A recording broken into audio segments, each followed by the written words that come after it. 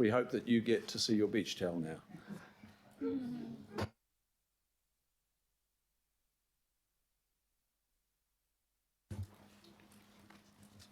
Now we'll go to item 9 and welcome Anna Jennings and Mike Moody. Principal Advisor is Anna at the Urban Growth and Housing Unit, and Mike Moody, Principal Solicitor Legal and Risk. And this is on our submission to the Urban Development Bill. In your good hands, Anna. Kia ora. Thank you for your time. I'm just going to talk through the Urban Development Bill and guide you through the report. Unlike the previous item, we don't have a draft submission that you've had a chance to review, but I'll talk through that. So the Urban Development Bill is a very complex piece of legislation which provides specific powers to enable kāinga ora, homes and communities, to undertake urban development within a specified development project area, as well as provides the ability to use powers for acquisition for kāinga ora development areas. The bill also sets out the process for establishing a specified development project area, the preparation of the development plan, transitional issues and notification of the plan, and submission to an independence hearings panel, and for the collection of rates and development contributions, so it covers a lot. It is recommended that Auckland Council maintain its support for kāinga ora to undertake urban development within the specified development area, and that was our approach to the response to the first kāinga ora bill. The report does highlight a number of areas of concern around the impact of decision-making processes, duplication of process, a lack of strategic alignment, challenges for network planning, funding and financing delivery, and unachievable timeframes. So there's been 2 political meetings on this bill. We had a political working group workshop on the 20th of January, and thank you to the members that were involved in that session. We also had a local board workshop last Friday. The key points from the political workshop are outlined in section 15 of my report and include the following. The potential for duplication and confusion for applicants and for the community, a lack of an offer back through the Public Works Act, potential impact on regional reserves, the payment of ongoing operational costs of new infrastructure, the impact on the Auckland Council Group infrastructure provision, in particular mention around health and safety and codes of practice in there, decision-making impact, duplication of process and the limited pool of staff in this area, and tight consultation processes and the impact that has on our communities and developers. So similar themes came out last Friday from the local board workshop around provision and change over time. There was debate around compulsory acquisition, powers for territorial authorities, timing with the RM review, concern over the haste of the process, and there was a lot of discussion around the impact on localism from local board members. There was discussion around infrastructure, and also on a more positive note, an opportunity for some good design outcomes through this process. Discussion around climate change and carbon emissions, and potential unintended consequences of the bill. So the submission is being drafted in 2 parts. We've got a front end which provides a summary of our high-level feedback and sort of identifies key points. And then due to the nature and complexity of this bill, we are having a table attached which actually sets out clause by clause changes to the bill that we are requesting relief. We've been working very closely with peer staff across the council family on this and with CCOs to input into the submission. And in sections 19 to 22 of the report, I've outlined some of those comments from CCOs. So concerns have been raised particularly by ATM Watercare in relation to connections to the network and capacity, a lack of requirement to meet our codes of practice, and ongoing operation and maintenance costs. As set out in the report, we recommend to the Planning Committee to approve the approach. As I said, we don't have a draft submission for approval at this stage, which is to maintain support for kāinga ora to undertake its urban development activities, to seek alignment of the bill with the Auckland Plan, to ensure appropriate safeguards are put in place in relation to social and physical infrastructure networks, to integrate this bill with other national directions and initiatives, and to acknowledge the Auckland Council has a different governance structure and allow ample time for opportunity to input. So the draft submission is still being prepared, and obviously we'll be taking comments from this committee to feed into that submission. We're aiming to provide the political working group members with the draft in the next couple of days, hopefully, for review. And local board have until Friday, the 7th of February, to put forward their feedback. That will be appended to the main submission. And we will have a final copy of the submission ready for delegation that was approved from this committee on the 11th of February. The submissions close next Friday, the 14th of February. Thank you, Anna. Mike, do you have anything to add at this time, or you're here to take any questions or inquiry? Thank you. It's moved by myself, seconded by Councillor Bartley, but we'll take some questions at this point. So, look, I just want to be clear. There's the motion before us, A through to Roman numeral 5. Does that give you scope to cover the key points in paragraph 15? 15, well, we're going probably through to, does it include 16 and possibly 17 as well? Does that give you, that gives you scope? The motion before you, A through to Roman 5, gives you scope to pick up the key points that were raised both by staff and the political working group. Yes, we're confident It does. they do. I also want to acknowledge the political working group, in addition to myself, Councillor Bartley, Councillor Dalton, thank you, Independent Māori Statutory Board Member Tauhenare, and local board members, Troy Churton from Orake, Daniel Grant from Kaipatiki Local Board, and Margie Watson from Albert Eden, for coming in on the 20th of January. Okay, we'll take some questions here. Councillor Newman first. Thank you, Chair. I do want to reserve my right to speak because I really don't like this bill. I'm just aware that I do have some questions. Also aware that Ilse Gatelli is here from Watercare. I'm wondering if she's available to answer questions I have in relation to Watercare and their comments in the submission, in the paper.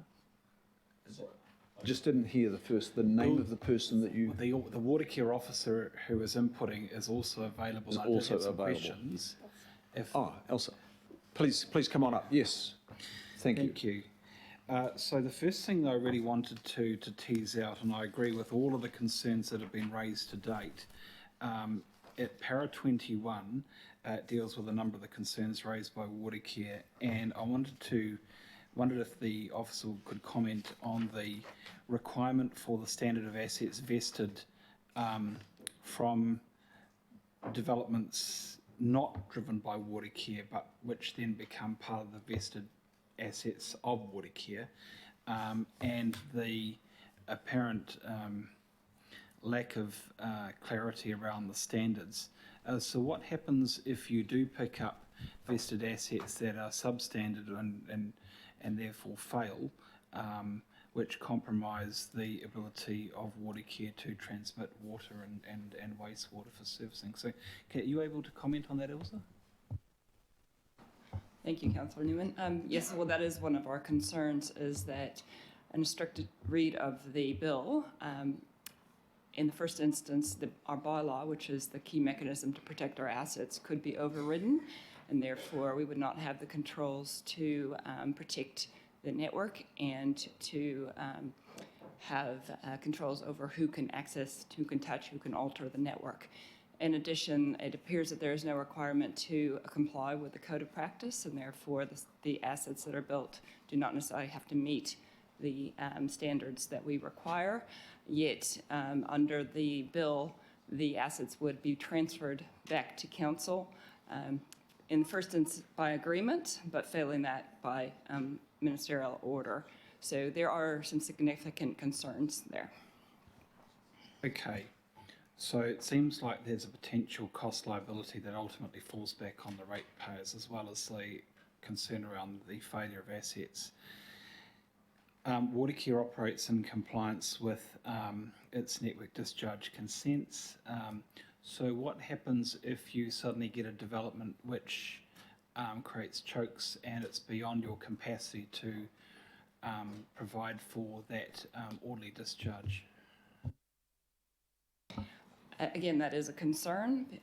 There is no explicit requirement to check capacity issues when issuing resource consents. So there is a concern whether there would be a reasonable input into what would be the net adverse effects on the network, and then potential implications for our network discharge consent requirements downstream. So there would essentially be a requirement on water care to ensure upgrades happen outside the development area to cater for that development, even if there is not appropriate consultation.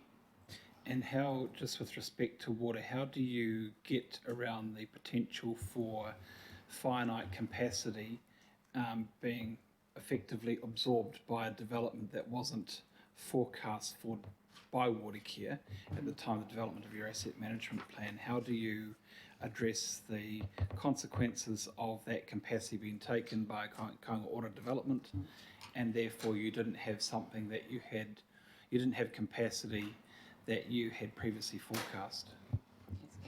I think that is always a challenge with any developments, particularly intensive infill developments. My understanding is there is a significant consultation process with stakeholders at the front end of that, and so we would need to be cognizant of that and ensure that we take that into account as the planning processes. But we do share your concerns on that point. One final question, Chair. It's actually maybe to the lawyer. Hello. Can you just talk me through the designations process and how the designations process applies in relation to these developments? Because I'm quite unclear as to what our input would be. I mean, it seems like this state thing can just basically go and pass a designation for its developments, and effectively we will just stand back and hope. So can you clarify whether I'm correct or I'm wrong and there's a different process here? I think you're correct. The designation process as drafted in the bill isn't as clear or transparent as it could be, and that is a point that we've identified as part of our submission in the technical details. There is potential for Kainga Ora to override existing designations with its own, and for its designations to trump other existing designations, and that is a matter of concern. Can you clarify, is it your understanding that the policy writers who are providing advice on that, do they understand that is that a deliberate policy intent, or are they just unaware of the consequences of this process? I don't know the answer to that. You'd hope that they'd understand the consequences, but I really don't know. Good last question. Thank you. Councillor Dalton, please. Thank you, Chair. It's incredibly complex, isn't it? And the working group did discuss the things that Councillor Newman's just mentioned, so I have two questions. The approach, for Anna first of all, the approach that we're taking under A.1, the partnership approach, local government includes the CCOs, does it? I'm just looking for that unified approach in our submission. So my second question to Watercare is, will you be going into the detail, such as the questions that Councillor Newman has raised, because it could go on forever, because it seems to me this is there's so many unintended consequences from what is perhaps a well-intentioned approach to provide housing, and it's really complex and complicated. So are you going to go through that detail? Because I too have the question around the awareness and knowledge of the developers of this bill of Auckland. Yes, as Anna mentioned, there's a detailed table, and so we are trying to feed into it on a clause-by-clause basis and point out the potential consequences of some of those interesting provisions. Just a supplementary, Chair, and my assumption is that Auckland Transport will be doing the same. Yes, that's correct. And we do have a representative from Auckland Transport if there's any questions as well. Sorry, yes, Auckland Transport are providing clause-by-clause feedback on it, and we do have a representative here from Auckland Transport if there are any questions.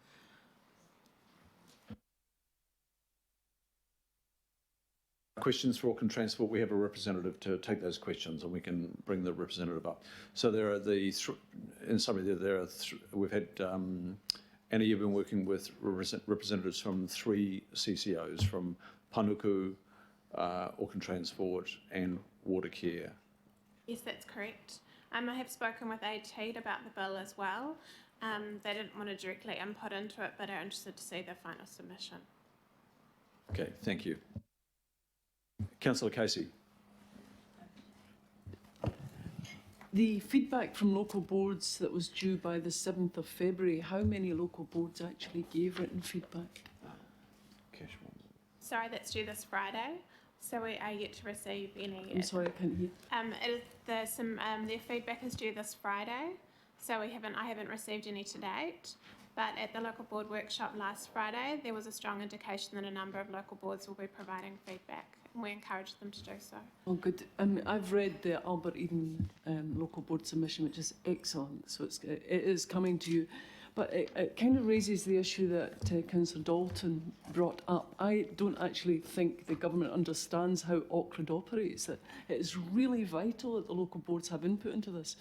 It really is. And to allow that to happen, it cannot be done in the time frame given. So when you make your points to the government back, we need to not just append the submissions, but actually tell them how we engage with our local boards and what Auckland looks like in terms of the 21 of them. So this is, I know they'd all have an opinion. I can give you confidence that that's right up the front of our submission.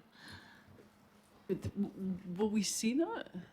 It's been at the front of a number of submissions. The legislative timeframe of the government is doesn't take too much. Make too much recognition of the constraints that we have, making sure that local boards, etc., contribute. My fear is this: there's the Auckland Council governing body submission, and then there's the appended local board submissions, and each of them make great points, because I know I've read Margie's, about the importance of local board, for example, the landowning status for parks and reserves. It's absolutely critical. They have a say in this, in how this develops. And you're going to do that in the submission, right? Good. Thank you, Councillor Casey. Councillor Walker. Got a few questions about our submission. Obviously, it's difficult because I haven't seen it.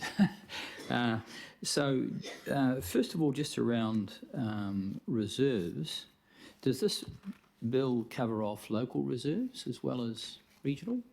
Because we mentioned the word regional. Is that in the context that regional is everything within the region?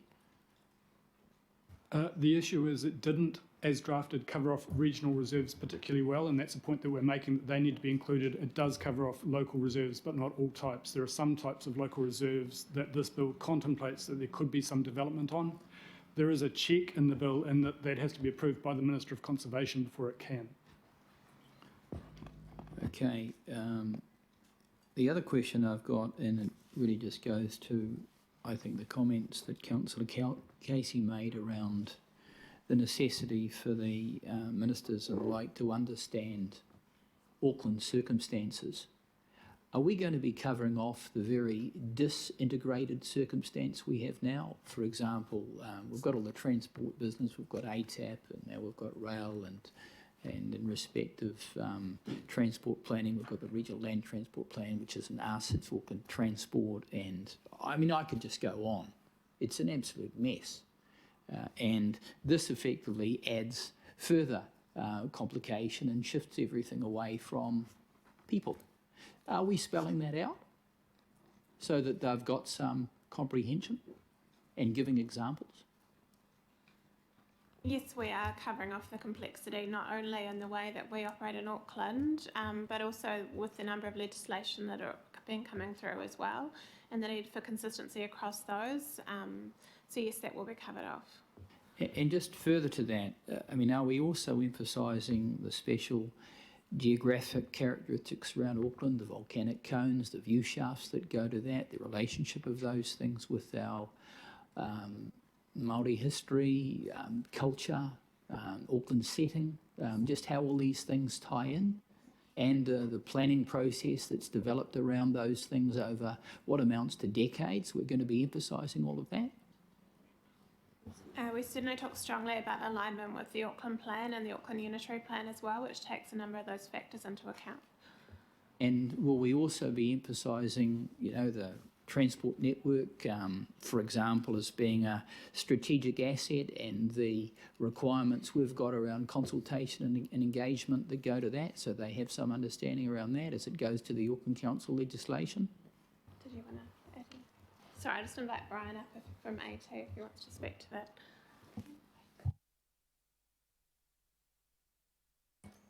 Welcome, Brian. It is Brian. Yes, Auckland Transport shares many of your concerns you've raised, and I think that the lack of thinking about the entire network, is sort of a key concern for Auckland Transport. And you do get the potential now, I think, where you're going to get misalignment or potentially even the wrong assets being built. My last question really just goes to city planning, and I really don't have some concept of where this council is at, but we have people like Jan Gell who advise us, and everything about his conceptual understanding around the planning of cities is that you plan from the bottom up, so that you actually engage with the community, you plan the small stuff, which is what cities and people and all of their needs are all about. Whereas this is, and would be from his perspective, the exact opposite, and flies in the face of city design, which has been around for millennia. So are we generating any information around a principled approach that this goes to? And that's the point we're making in the submission as well. Anna, on that point? Yes, that's correct. And that's something that came through strongly from local boards last week around placemaking, around engagement with communities, and ensuring that there's adequate time to do that. The reason I mention this is all of these basic things that Jan Gell professes goes to the understanding that any ordinary person can grapple with.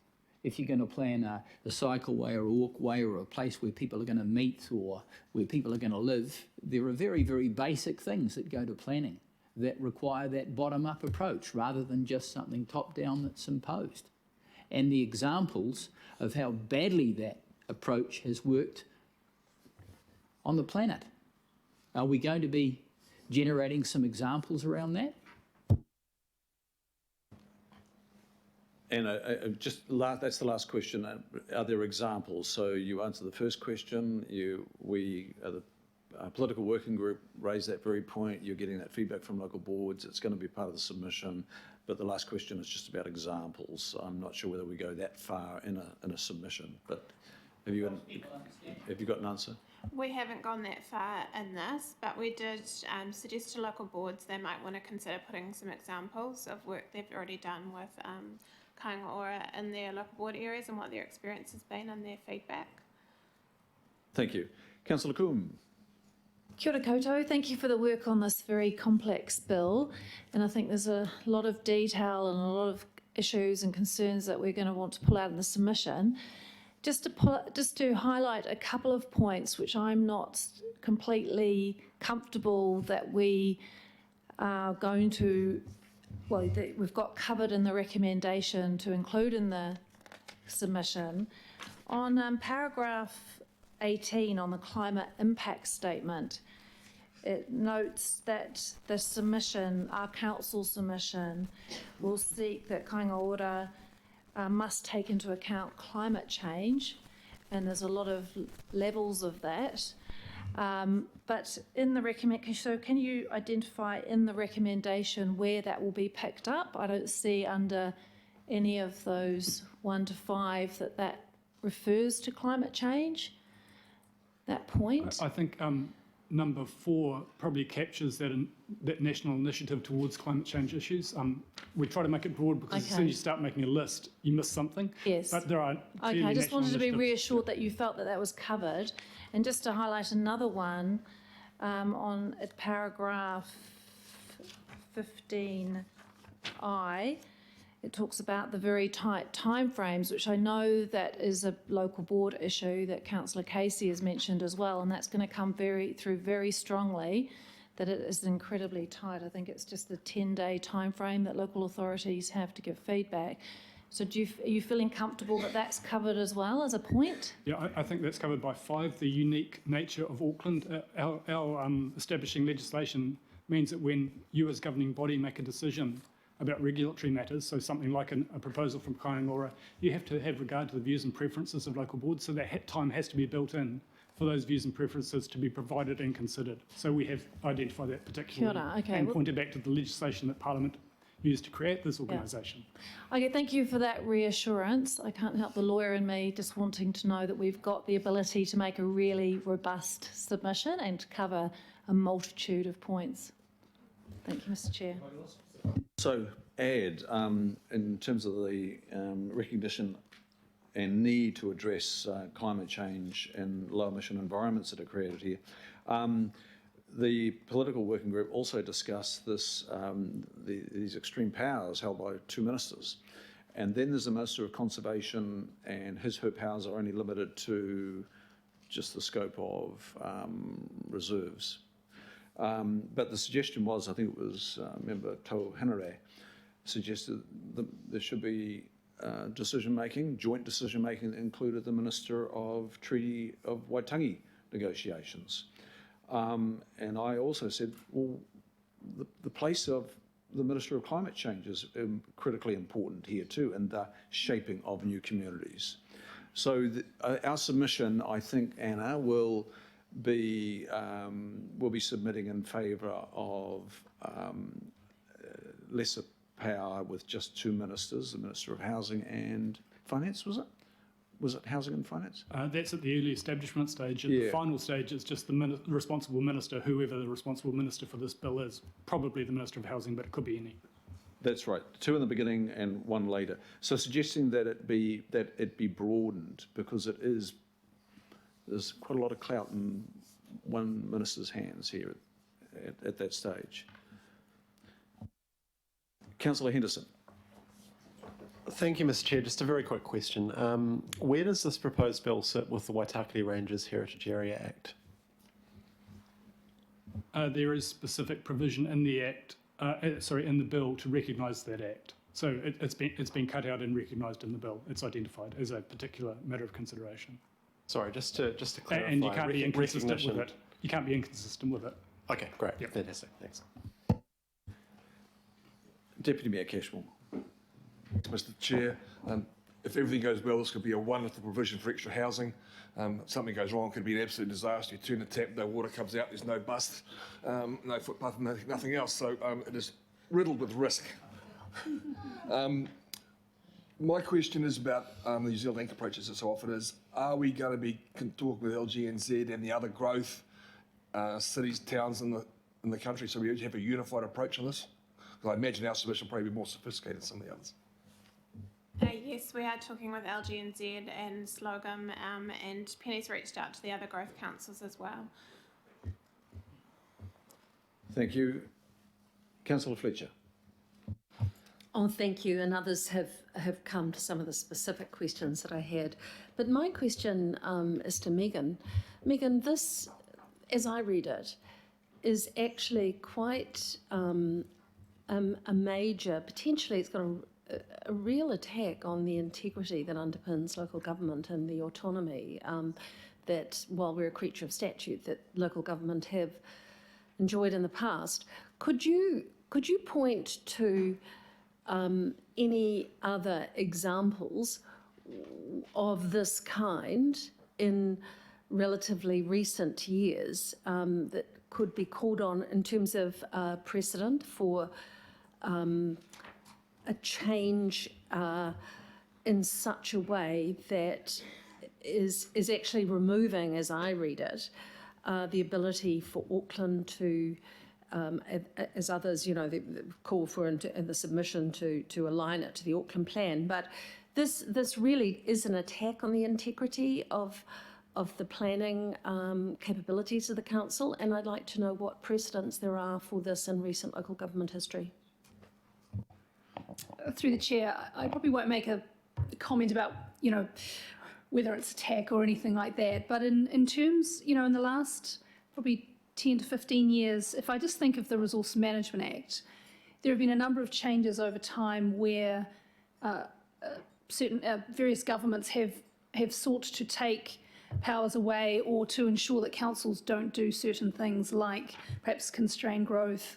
One example was about general tree protection, and you'll remember over the last decade or so there's been a number of changes that have wound back councils' abilities to manage trees more generally in its areas. So, and even the Local Government Act, there was a period where the kind of 4 well-beings were removed and they've been put back in. So if I think broadly then, this is, there are times and in situations where governments try to take powers away or try and direct councils in certain areas. And so I think it can be pulled into that kind of idea.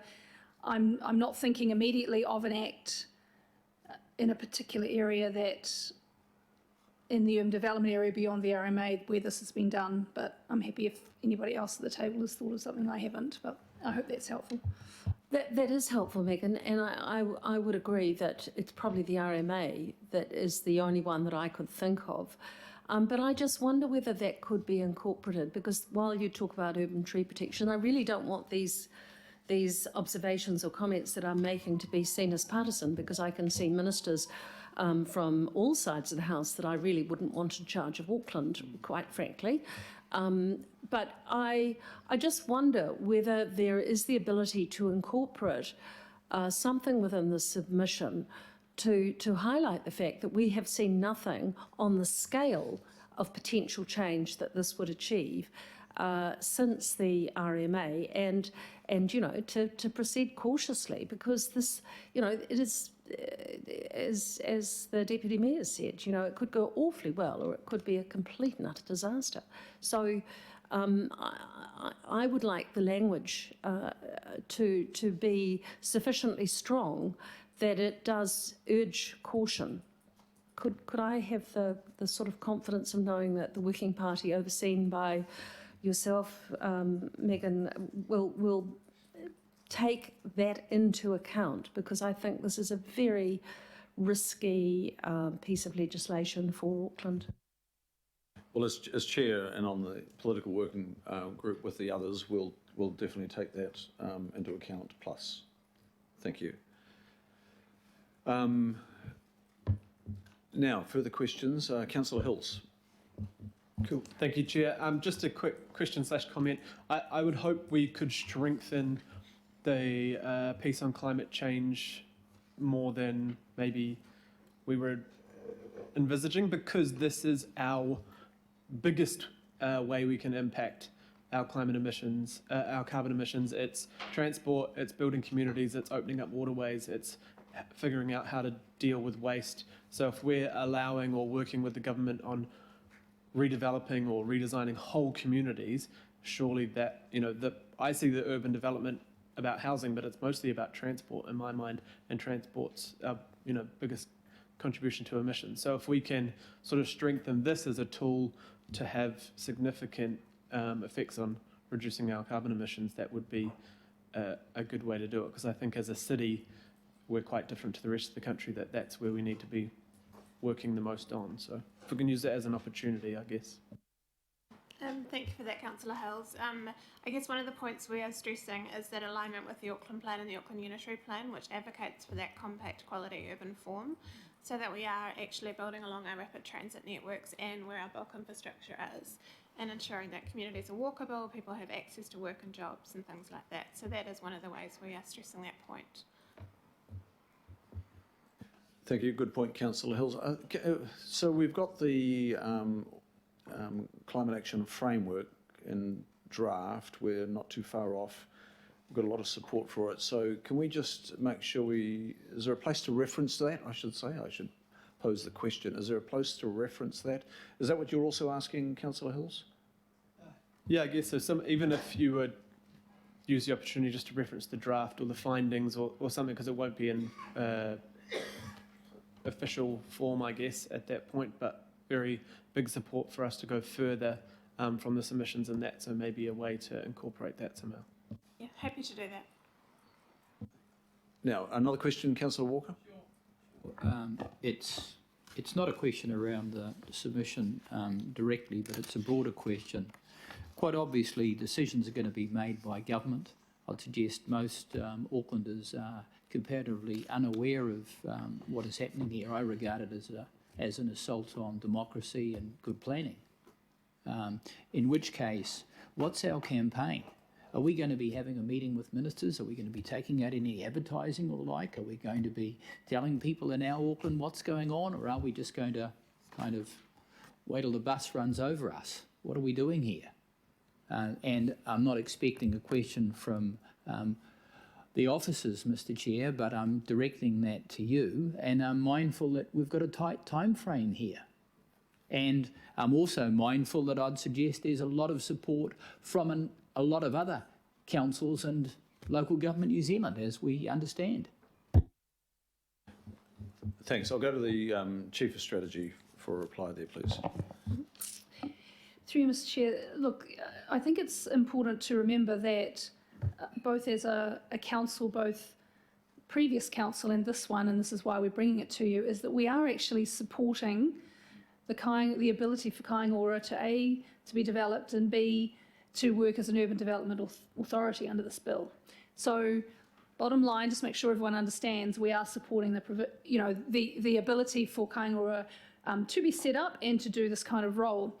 However, having said all of that, and all of the questions and comments thus far, there are a number of areas where we are concerned about, more particularly for our communities, but sometimes for our council role itself, but the impact on our communities in the way that this could go if all of the powers were undertaken.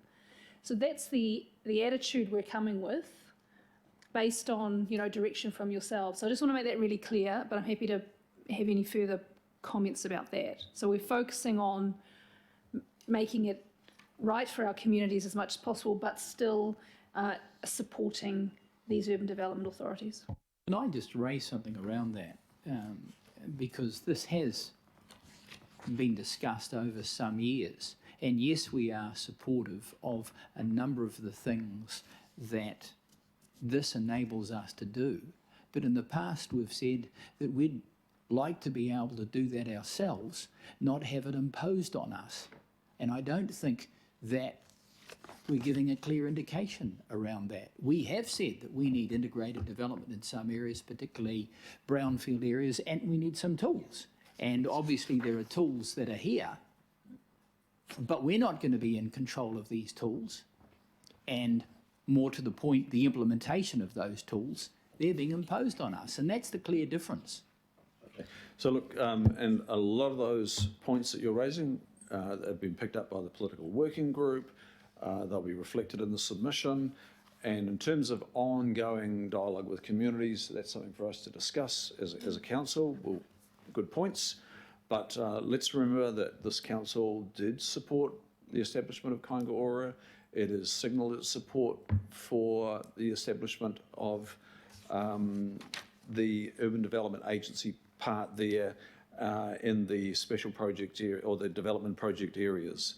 I think now's the time to continue expressing that support, and then we've got some caveats, and through those caveats, the submission points, we are deliberately trying to polish this bill up. And if government and the agencies, respective agencies, government listen to us, we could get a very good outcome here. Yes, we've got concerns, and that's what this process is all about. That's what the select committee process is all about. I guess I'm just saying that I'm having difficulty recollecting where we've given holus bolus support to all of this. In principle, I support some things, but... We don't have motions that say that we give holus bolus support. We always knew that the legislation was in two parts. We supported the first part. We signalled support for the development agency. We'll go back to the Director of Strategy to take us through the chronological order. Because I accept that it's been some time and we're coming back from summer and We just need to refresh. But we did express support for the establishment of Kāinga Ora and the agency to follow it for the specified development areas. Through the chair, that's right, and that was the first bill that came in last year, and there was a similar, well, a submission on that, which was much simpler because it was basically about just setting up Kāinga Ora, which is far more administrative than this bill. So this is where we were always going to focus our energies. We also remember we've had a joint working agreement, a work program with central government for 18 months or so now, that the Mayor and Deputy Mayor have signed off along with the ministers. So again, this is part of our continued desire to work in partnership where possible and certainly in alignment with government. But we do have caveats about this bill, and that is what we want to ensure they're very clear of, and we can assist them in drafting this bill better when it becomes an act. Mayor Goff. Thank you very much, Mr. Chairman. I think Megan's just summarised the situation pretty well. This will work if there is a commitment to partnership. It won't work if you have either a government or a minister that's rogue and thinks that they know best for what's good for Auckland and ignore the approaches and the recommendations that we make around any specified development area. My question really to Anna is this. This submission is consistent with what we've discussed through the period of looking at this bill, but because it's a set of recommendations, it's not the actual submission. What I don't have a clear enough idea of is how specific are the changes that you are recommending to the legislation. Are you setting out some clear areas where you say this needs to change from this to something else? Are we submitting, have we drafted alternative legislative provisions? Can you throw a little bit of light on that for us, please? We've done exactly that. So we've actually gone down to providing recommended wording for the changes to clauses, just because it is so detailed. And as you can see, we've had a number of CCOs and staff right across the family looking at it. There are specific changes that we're requesting relief on. So we've got the front end, which goes through those kind of high level principles that we're seeking, that partnership approach that we've touched on, and then we've got the table which has clause by clause recommended text. Thank you, Mayor. Further question, Councillor Newman? Yes, thank you. Can I understand, does this bill, or where does the Minister's powers sit in relation to the ability to propose an amendment to the rural urban boundary?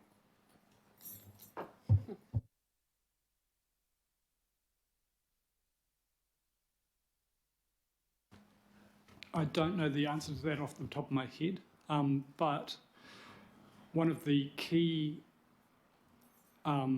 checks on the use of the ministerial power is early in the process when an area is identified for a specified development project is that the council has to say whether it supports it or not. If the council doesn't support it, then it can only go ahead if the joint ministers, so the minister responsible and the Minister of Finance, say that that development is in the national interest. So we have a degree of control at the beginning and are heavily involved, but potentially development could occur outside the RUB. Correct. So ultimately, the ministers plural have the ability to override the objectives and policies of the regional policy statement, the Auckland Unitary Plan in relation to the rural urban boundary. Is that correct? Yes. Okay. In relation to the bylaw changes, so the process for Kāinga Ora to propose a bylaw change, they could go and propose a change to bylaws that just relate to the road network, or does it go wider than that? Potentially it's wider than that. Okay, so Ilza Gatelli's operating a series of bylaws that protect the integrity of the water supply and wastewater network.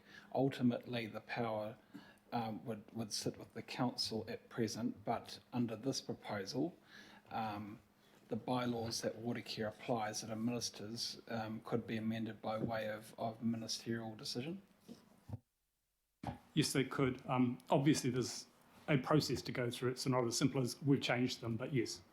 Yeah, but the decision-making ultimately Yes, sits is with the ministers. Yes. Okay. Can I speak to this now? Complete the question. So just, I just want to check with Anna in response to your questions. So both those points are concerns about bylaws. That's being expressed in our submission. And concern about the executive power of ministers, that's also being expressed in the submission. Yes, that's correct. So we are covering both the points that you raised, good questions, and those questions have also come up through the political working group. Staff are very cognizant of that. So we'll now go, there have been some speaking turns on this, but I'll now go to Councillor Newman to speak, followed by Member Nominee. Thank you, Chair. In relation to, I just want to foreshadow, and I'm not going to propose an amendment, but if you, I will vote against A, unless in relation to A, in the words that maintains support for Kāinga Ora to undertake urban development within Auckland, close bracket. I would want those words removed because I'm not comfortable supporting Kāinga Ora until such time as I'm comfortable that these many issues have been addressed, the issues that are covered in this report and the other issues that have been raised today. I disagree with Councillor Hills when he talks about this is primarily about the transport outcomes here. I understand where you're coming from, Richard, but when you read the explanatory note of this bill and you read the intent, this is about housing, and to my way of thinking, this is about housing and urban development at all costs. And there is no guarantee, there's no safeguard around some of these unintended consequences here. I think back to and remember when we had the discussion around the Auckland Unitary Plan, the agency that pushed for the most permissive development outcomes for Auckland arguably was Housing New Zealand. The state pushed for the most permissive housing outcomes for Auckland and it got it, and it doesn't appear satisfied. And then we had the government, the previous government, introduce and pass the Housing Accords and Special Housing Areas Act. We had SHAs. And how much buyer's remorse do we have about some of those? We appear to be having taxpayer-funded buyer's remorse about Hematau, and I'd imagine that there'll be other developments in the future where we're going to see the effects of development on constrained infrastructure, diminishing living standards in certain areas. Your Worship, there's, the great classic television series, Yes, Minister, there's this wonderful episode where the government came and they delivered a new hospital and they took the minister through the brand new hospital, fully staffed with surgical teams and administrators. The only problem is there were no patients. So the taxpayers funded this wonderful new facility, but it provided little benefit to anybody. And that is what I have a concern about this bill in its current form. We have issues around designations, we have issues around vested assets, we have issues around planning controls, the lack of planning controls. And when you look at all of those things, you get to the point where you say, well, the state's trying to give itself power, the ministers are trying to give themselves power to develop or to redevelop, but actually they don't do that very well. They've never done it before, and this is their first go, and so they're taking all the powers that they consider are necessary. But actually, I don't think that the policy writers, and certainly don't believe that the ministers who have written this prescription, actually have any idea as to what the consequences, intended or otherwise, will be. And I certainly don't believe that there is a safeguard for the ratepayers of Auckland, and I'm certainly concerned about the network discharge consent that Watercare has to operate in accordance with, how the network applies in relation to Auckland Transport. I don't have confidence in this. So, Mr. Chair, I am recognising that we supported the establishment of Kāinga Ora, and yes, we did, but that was support that was acknowledged whilst knowing that the devil was going to be coming, and the devil starts to flush out in this bill. I wouldn't support A until such time as I am more confident that we have a bill that provides safeguard for Aucklanders, which is covered off in the submissions. But until such time as I see a bill that reflects that, I don't support. Thank you. Member Nominee, please. Kia ora, koutou. Just firstly, we want to acknowledge staff coordinating across the plethora of submissions that all connect to each other and are all coming at the same time. So I understand my colleague Toe's been on the political working group and providing input, and on that basis, the general themes that are up there we think will enable us to have further discussion around some of our themes that we want incorporated in. I'm not seeking a change, but I do note just the first point around a partnership approach. Definitely agree with that, but the only objective of it isn't just to avoid duplication. There are other good reasons for embedding that. You've noted generally in the paper, so I really don't want to repeat some of the issues that have been raised by my colleague, and really one of the key issues we want to see is that there's consistency and incorporation. Like, we've been working hard on some of the other submissions, particularly the RMA support, so we would want to see some consistency across that work and flowing in to the urban development bill submission, in particular in that interface around iwi planning documents, and also to, getting clarity around papakainga is important to us, and because there's some bit of confusion around that, and of course the treaty clauses are important. So we're happy to just continue to work along on this, because we think working well,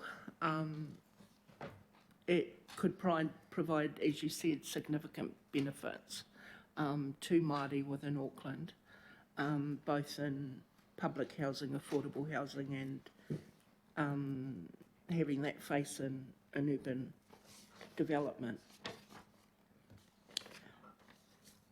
Yeah, so that's really generally, I'm just speaking to generally support the recommendations, and look forward to kind of getting down to the key themes that we have before the submission closes. Thanks. Thank you, Member Nominee. Councillor Cooper, please. Thank you. I think just reflecting on what Councillor Newman said, we're requesting to adopt a partnership approach. I don't think that's strong enough, really, but we can't demand it. But I do have issues of trust with that, because government, whichever stripe, always takes a paternalistic or a parental approach to local government. And I think in this case, it may help in other areas, but we've already got very fully mature and operable, pretty much unitary plan. We've done all that really great work. Our CCOs, have highlighted some really difficult issues if we don't work together. I guess my biggest fear, I will support this, because I don't think it's any point in not supporting A, because we're asking for a partnership, but I personally don't feel particularly hopeful because of the way local government is treated and has been treated for many years, as if we don't know what we're doing. But we clearly do, and the risks for us as ratepayers and actually development of our region is quite dire if the government doesn't take a partnership approach. That's my biggest concern. Thank you, Councillor Cooper. Councillor Dalton. Thank you, Chair. I think we too need to remember that this is a bill for the country. We're here to submit on Auckland. I think that perhaps if there were to be a change, might be just to acknowledge that this isn't just urban development within Auckland, but for New Zealand. And this is going to work for some councils, and some councils could well be welcoming this piece of legislation.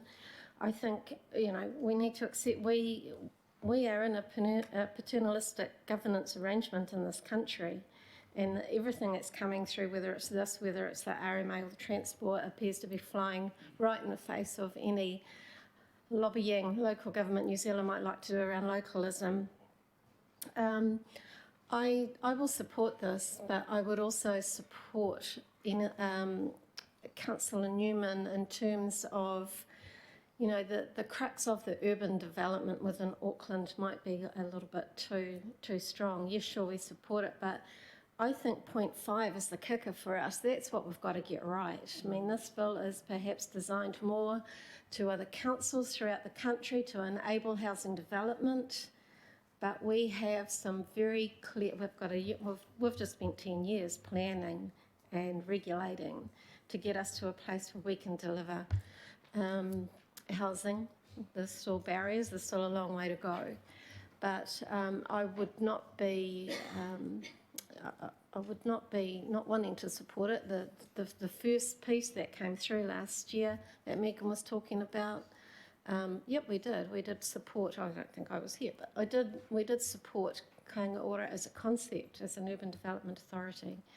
But we just have no idea of, I mean, when we read through this bill, it's the unintended consequences that I spoke about earlier. We don't know what it means. It could possibly be that they don't even want to come in and take these powers from Auckland, that they're quite comfortable with Watercare carrying on and doing what they need to do, and Auckland Transport.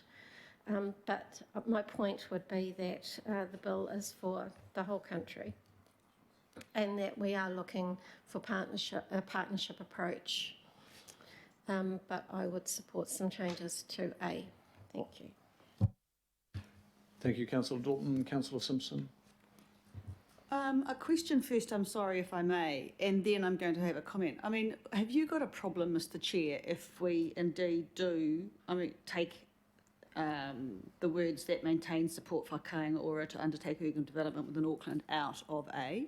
It's not saying that we don't support them, but does it really have to be there? Because I have listened to the debate, and I have concerns as well, but I also share Councillor Dalton, you know, if you don't vote for A, you probably don't vote for A in its entirety, and there's got some very good points in A, and you say 0.5 is really important to that. So I want to try and find a compromise for me that I'm comfortable with, and I just don't know that it's necessary. It doesn't say that we don't. It just doesn't. Do we have to have it in A?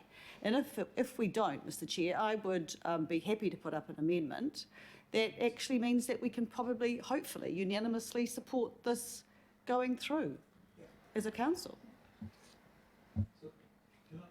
Say that we have expressed support for Kāinga Ora as a development agency in Auckland. We have done that. So to take that out now seems at odds with what we've previously said and submitted to government. Now, this was canvassed, so remember there's a political working group here. The political working group, I can say, to a person, was of the view to support the bill, to be constructive, and to express our concerns in a number of areas. And this submission is going to be a very comprehensive, point-by-point submission with proposed changes, word-by-word changes to the bill. That's how Anna described it, and that's what the political working group heard as well. But I want to just stress that the political working group, which you charge with some responsibility here, of councillors, Independent Māori Statutory Board member, and local board members, were of the view to support the bill, but with some strong, well-articulated caveats that will be part of a very comprehensive submission. In my view, it would look very odd for us to do a U-turn on something that we supported 4 months ago, I think it was, 4 months ago, and that is on record. I'm not saying that we don't support, I'm just saying that we don't put the words in. And there's,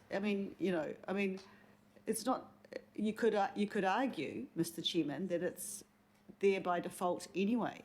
But I think it would be, this is huge for Auckland. This is tremendously huge. And it would be really nice for council to be unanimous around this. And if that's the bit that takes it to happen, what's the worry, what's the concern? I've heard you the second time, thank you, that's good. But you've heard my response as a member of the political working group, but I will take the Chief of Strategy's input at this point too. Oh, look, of course, it's your decision, but I guess I just come down to the fact that the submission itself is going to support it, subject to, and there'll be probably 100 more odd pages of subject tos. So you can take the wording out of a resolution here, but the reality is it's going to be all the way through the submission. So I understand your point, and it's your call, but I'm not sure it's a particularly useful kind of distinction to make. But I get it. I know. Yeah.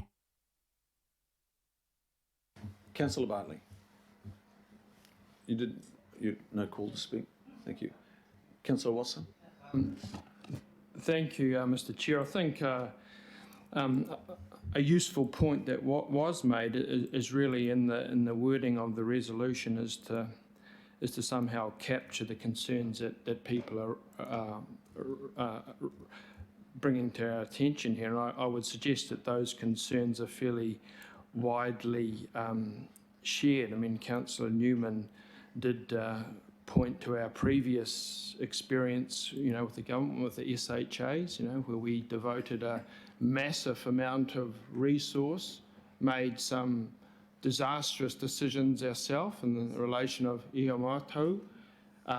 In other areas of Auckland, all we served to do was, by cooperation in that process, which we faced a similar challenge there of, what can you do about it? You just have to accept it.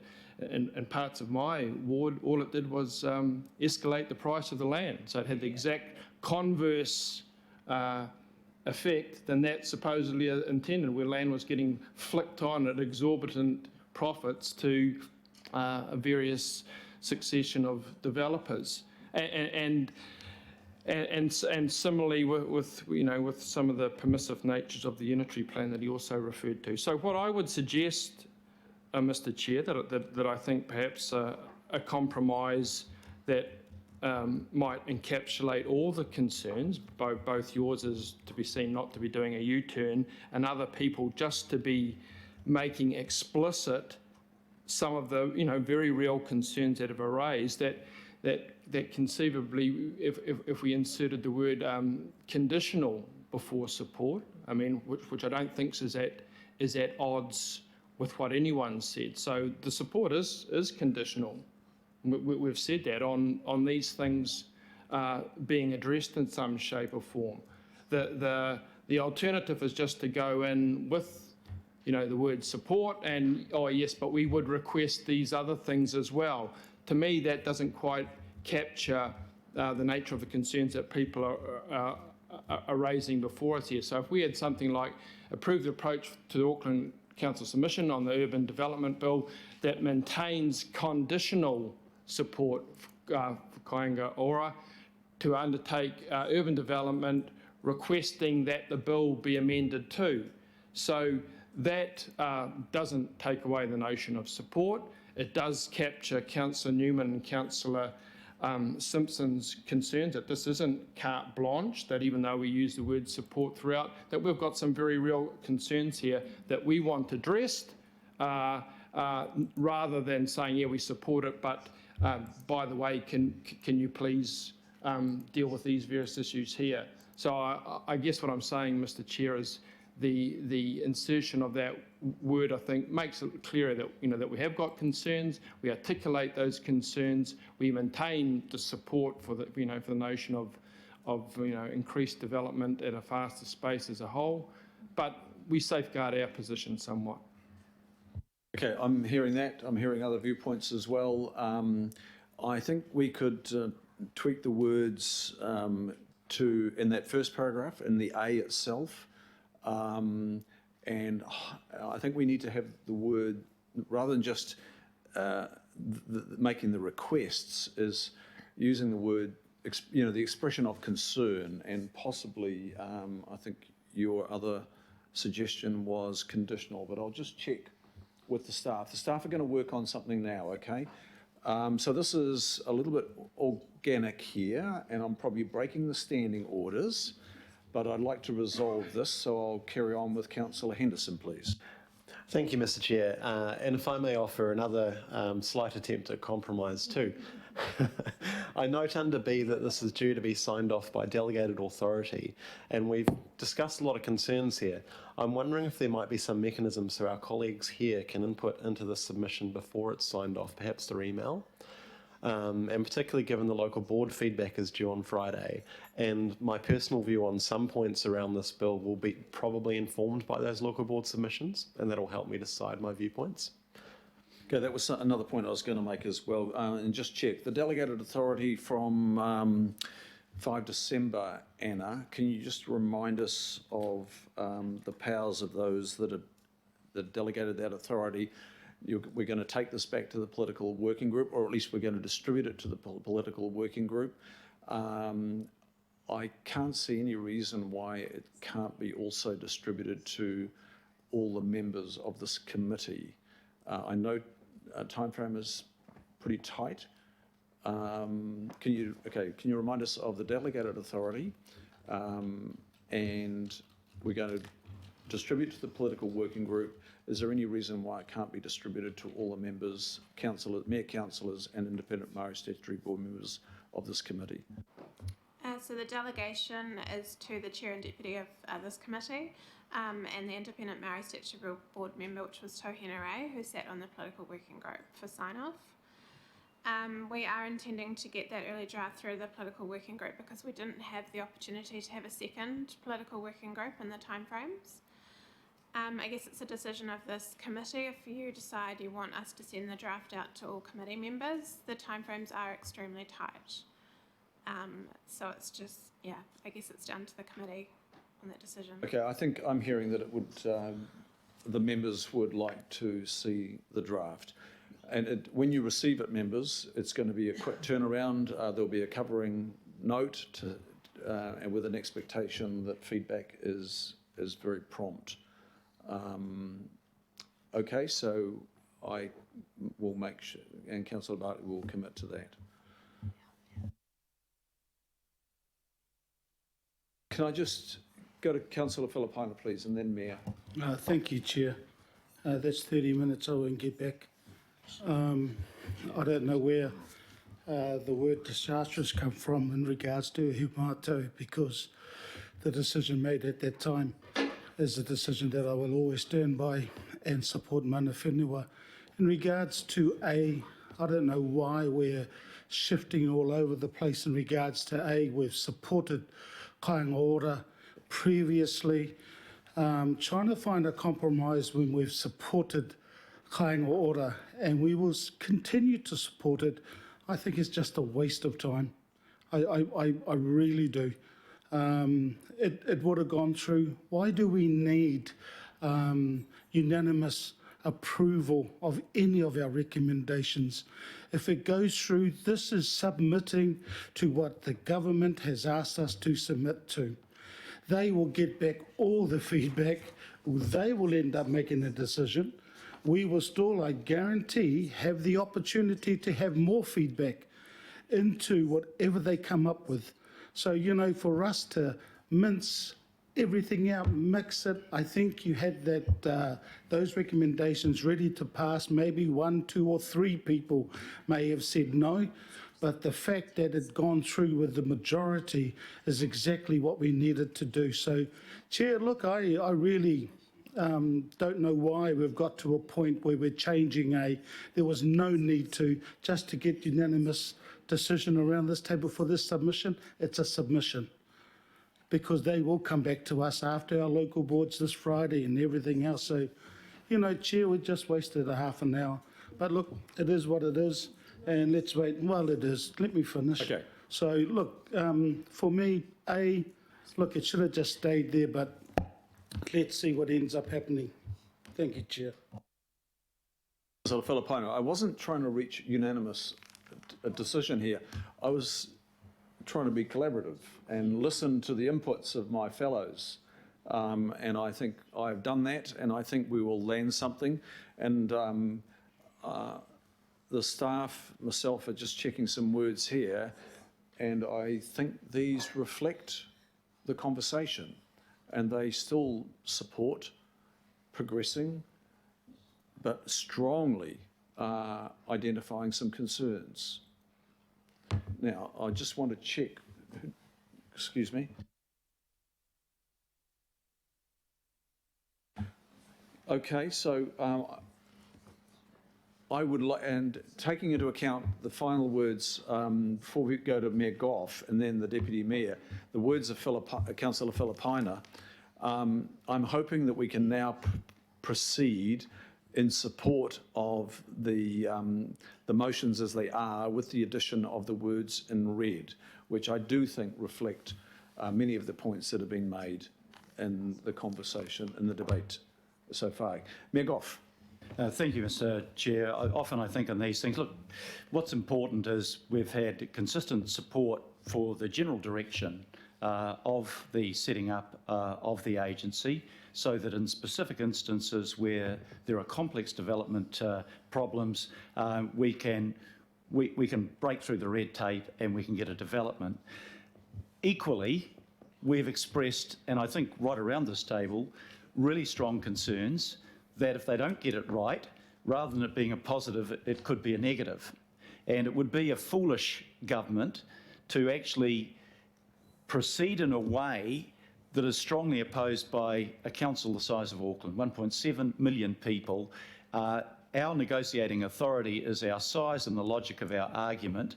And if we see something that comes through under this legislation that would be as stupid as lowering the standards for water quality or not integrating with the rest of the city, we would be able to rubbish that proposal and the minister and the government that was proposing it. Nevertheless, look, we could spend hours agonising over the words. I don't think there's much difference between what John Watson's saying and what that recommendation is saying. It's, yes, we are supporting it in general terms, but these are really important to us. That's what we're saying, and I'm not going to be here for the vote. I've got a meeting at 1 o'clock, Mr. Chairman, but I'd be happy with that. I think it emphasises in our submission the strength of our concerns, but doesn't suddenly look like, well, we've supported it up till now and then we're neither supporting nor opposing. I think we support, but the nature of that wording makes it very clear that our support is dependent on the recognition of those concerns. But we shouldn't die in a ditch over the words at this stage. Let's make our point strongly around the concerns, but not be seen to be dying in a ditch against the legislation, which could have some positive outcomes. So I support the Chair's suggestion for amendment there. Thank you, Mayor Goff. And one last speaker is the Deputy Mayor, and then we'll go to the vote. Thanks, Mr. Chair. I was happy with the initial wording. I'm happy with this. The point is we've got to be at the table with Wellington, and to say we don't support something means you won't be at the table, or your views will be ignored. So by being at the table, we can help influence it. And the Mayor's right, 1.7 million people have a lot of clout, and we need to be able to use that clout to illustrate to Wellington, who might not understand some of the intricacies of our system and the complexities of Auckland. But I urge councillors, we have to be at the table to make what we were all trying to do actually happen. And if you go for something like not supporting, you won't be at the table. I can tell you that right now. Your views will be ignored. This keeps us at the table. Thanks, Mr. Chair. Hear, hear. Thank you. I'll put it to the vote. All those in favour say aye. Aye. To the contrary, no. Declare that carried. Anna, Elise, look, all the staff that have been involved, thank you very much. Got a way to go. Political working group will see it and it'll be distributed, and then we'll finally approve. Councillor Bartley and myself will approve the submission. Thank you very much all. Members, I'll just check with yes, I'll just move the receipt. Councillor Bartley, you'll second, or Councillor Cooper, will you? Councillor Cooper, I think I saw your hand. And that is item 14. Do we need to put the motion on the screen just to make sure it's seen by everybody? All those in favour say aye. Contrary, no. Declare that carried. I'll just check we've completed business. Yep. Completed business. Thanks for attending, members. Thanks for your patience and contributions. Meeting is closed.